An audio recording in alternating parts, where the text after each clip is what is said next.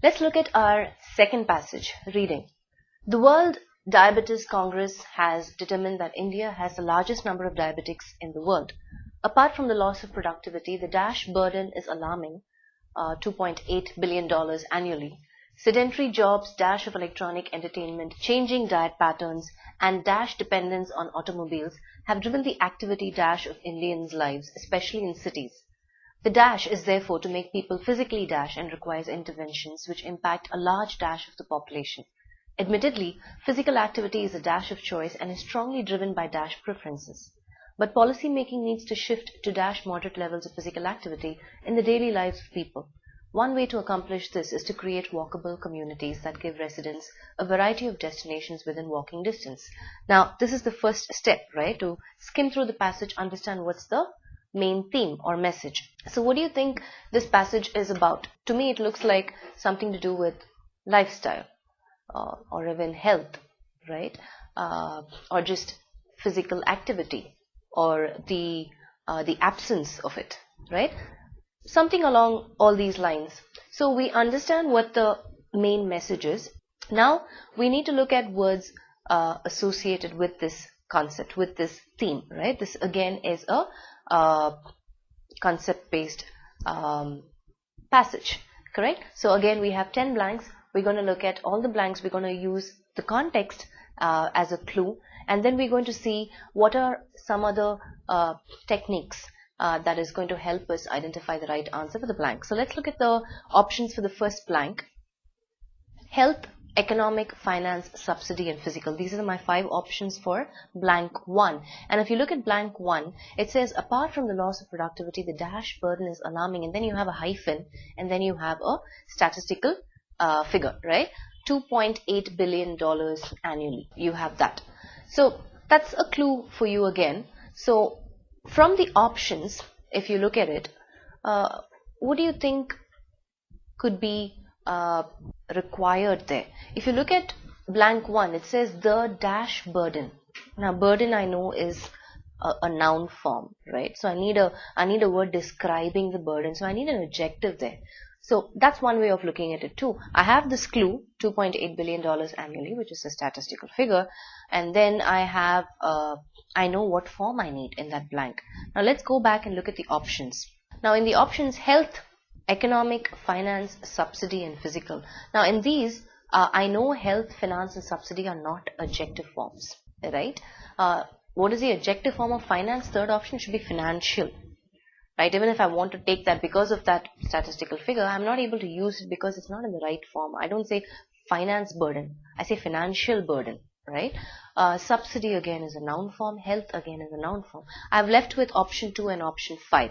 Now, does physical burden make any sense here? No. But what makes sense here? Economic burden. Economic is in the right form. It's in the adjective form. And yes, it fits the context because we're talking about statistics. We're talking, there's a number involved here, right? So the economic burden is alarming. Okay, moving forward. Sedentary jobs, dash of electronic equipment, entertainment, changing diet patterns, and dash dependence on automobiles have driven the activity dash of Indians' lives, especially in cities. So if you look at all these, I see a lot of examples. Sedentary jobs. What's the meaning of sedentary? Sedentary means a desk job. Right? You come at 9 o'clock, you sit in front of the computer, you do whatever you need to do. The whole day you're sitting there, 5 o'clock you get up and go. There's no activity in that work, in that nature of work, right? And then I have dash of electronic entertainment. So I know that there are various, entertainment possibilities available on just our mobile device, right? Not to mention the number of games, the number of applications that keep you engaged, WhatsApp, and everything is available on your mobile. So dash of electronic entertainment. Let's look at the options we have. Widespread, broadcast, spread, prevalent, expand, right? Now widespread, can I use that? Normally I would associate widespread with some sort of a calamity, a disease, right?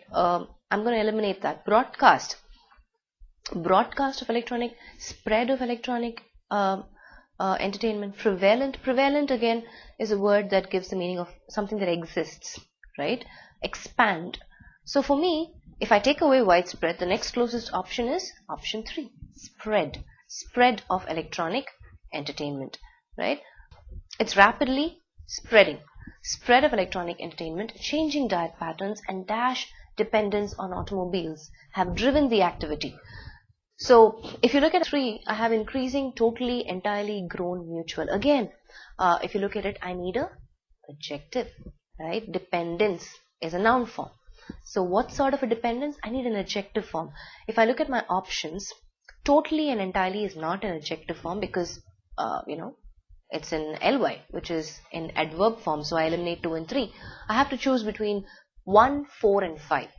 Is it increasing dependence? Is it grown dependence? Or is it mutual dependence? Let's go back and look at the context. Before we do that, let's quickly feed in, the answers for our first 2, which is economic burden.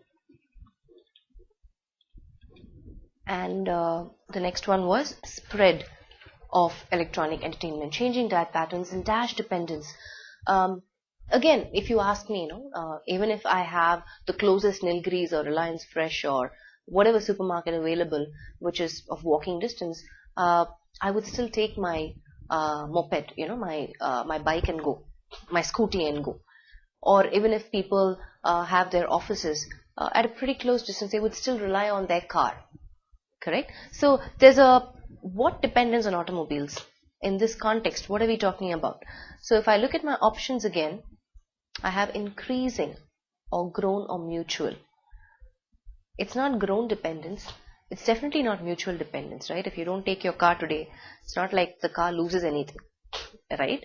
I mean, there's nothing that the car benefits, correct? Or loses. In this context, increasing would be the right option. Increasing dependence on automobiles have driven the activity what of Indians' lives, especially in cities. So obviously when all this is happening, the activity is driven. Let's look at our options for the 4th one. Outside, most, out, from, through. Activity outside of Indians' lives. Outside talks about, I'm talking about maybe, if I'm referring to, I'm in the house, I'm inside, and then I'm talking about something outside, then it makes sense. But here, we're talking about activity which is driven. Let's look at our options again. Most of Indians' lives, out of Indians' lives, from of Indians' lives. Again, it's an incorrect prepositions there, right? Both are prepositions, from, off. I can't have them together. Option 4 is out. Option 5 again, through, off, incorrect. So I'll have to choose between. There's nothing to choose from. The only option is 3, out. Right? So that's the answer there. So it's driven the activity out of Indians' lives.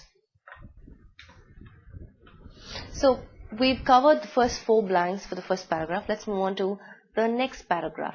See, again, the next paragraph is introducing and it's linking to the previous sentence. So if you look at the previous sentence, those are all examples of something that is negative, that is affecting the physical activity of people. So the dash is therefore to make people physically dash. Let's look at our options for blank 5 and 6. Dispute, ultimatum. The dispute therefore, the ultimatum therefore, the hazard therefore, the sensitivity therefore, the challenge therefore. We looked at difficulties, we've looked at opportunity areas, right? So here the answer for the 5th one is option 5. The challenge is therefore to make people physically what? What are my options for the 6th one? Qualified, equipped, built, active, trained. I know my answer because the previous paragraph has set the foundation already. What is driven out? The activity is driven out. So what do I need to bring back? Make them physically active. Option 4. Right? That's your answer right there for the 6th blank. So let's make that change. The challenge is therefore to make people physically active and requires interventions which impact a large dash of the population. What are my options for the 7th one? Large piece of population, large section of the population, large scale of the population, large degree of the population, large percent of the population. When I say percent, the 5th option, I need to change the form. Large percentage of the population makes more sense. It's not in the right form. I can't use option 5.